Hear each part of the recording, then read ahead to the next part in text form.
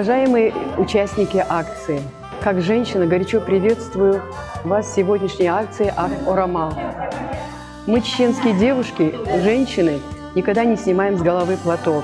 Это наше уважение к традициям нашего чеченского народа. Платок – это символ женщины, матери. Мама всегда первый и главный человек у чеченцев. Ведь под ногами мамы находится рай. Мама дала нам самое ценное – это жизнь. Не причиняйте боль своим матерям. Относитесь к мамам с добротой и теплом. Обращайтесь к ним ласковым словом. Не давайте родителям чувствовать, что они больше не нужны нам. Звоните к своим мамам, навещайте их, дарите им тепло.